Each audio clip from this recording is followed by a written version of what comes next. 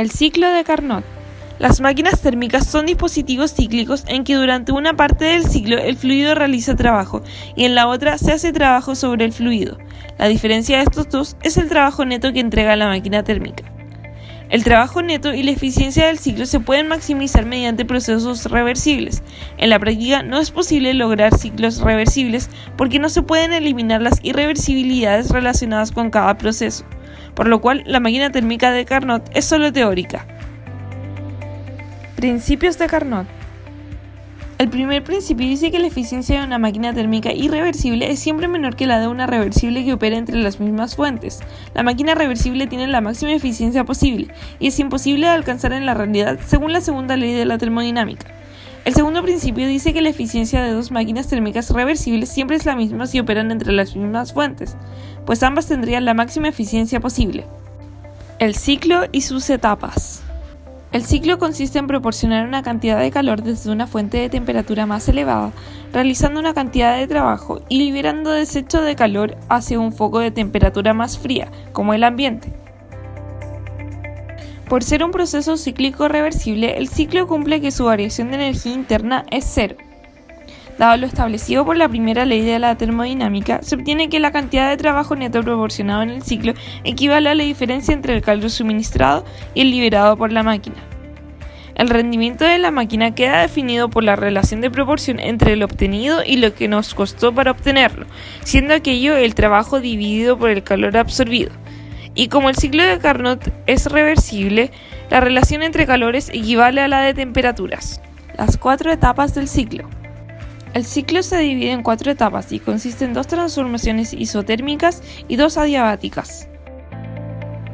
En la curva 1-2 del gráfico presión versus temperatura podemos notar el proceso de expansión isotérmica, donde el fluido inicia el ciclo con un volumen mínimo y presión alta, y se le aplica calor desde el foco caliente manteniendo su temperatura mientras realiza un trabajo sobre el entorno al aumentar su volumen.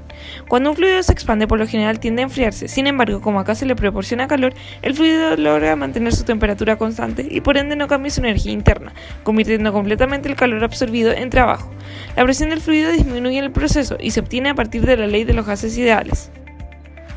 En la etapa 2-3 del gráfico podemos notar la expansión adiabática, donde en un entorno aislado sin transferencia de calor, el fluido aumenta su volumen hasta un volumen máximo y realiza trabajo, utilizando su energía interna para hacerlo, y de este modo disminuye su temperatura. Acá la presión decrece y se calcula con ley de gases ideales.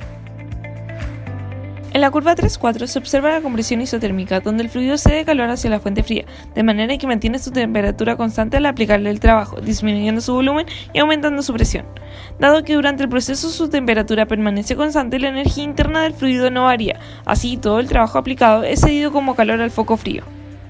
El último paso del ciclo se observa en la curva 4-1 y corresponde a la compresión adiabática, donde el fluido recibe trabajo y disminuye su volumen hasta su valor mínimo inicial, aumentando su energía interna y por ende elevando su temperatura, sin existir transferencia de calor con el medio. Todo el trabajo aplicado sobre el fluido se transforma en energía interna de este. En el gráfico podemos notar el aumento de presión del fluido durante el proceso, obteniendo la presión en el punto 1 con ayuda de ley de los gases ideales. Aplicaciones en la ingeniería. Algunas aplicaciones del ciclo de Carnot en la ingeniería son las plantas de vapor, que operan en ciclos de Rankine, derivados del de Carnot, y transforman calor en trabajo mecánico para producir energía. También están las máquinas a vapor, que transforman calor en trabajo mecánico, y fueron usadas extensivamente en el pasado para impulsar barcos, locomotoras y maquinaria. Experimento. El experimento consistirá en la creación de un barco de vapor para explicar brevemente la máquina de Carnot. La máquina de Carnot es una máquina ideal, o sea, que opera en el ciclo reversible de Carnot y que utiliza calor para realizar un trabajo. En ella hay un gas, sobre el que se ejerce un proceso cíclico de expansión y compresión entre dos temperaturas, es decir, toma calor de un foco caliente, realiza un cierto trabajo y entrega calor de desecho a un foco frío, normalmente el ambiente. Para nuestro experimento, el foco caliente será la vela, la cual calentará un sobre de metal totalmente hermético y lleno de agua hasta cierta temperatura. Pasados unos segundos, el sobre de metal se verá en la necesidad de expulsar el vapor generado debido a la presión que éste ejerce. Esto lo realizará por medio de las bombillas, generando trabajo y una diferencia de presiones en las mismas que permitirán que el barco se mueva mientras se mantengan las mismas condiciones de fuente de calor y fuente fría. Gracias por su atención.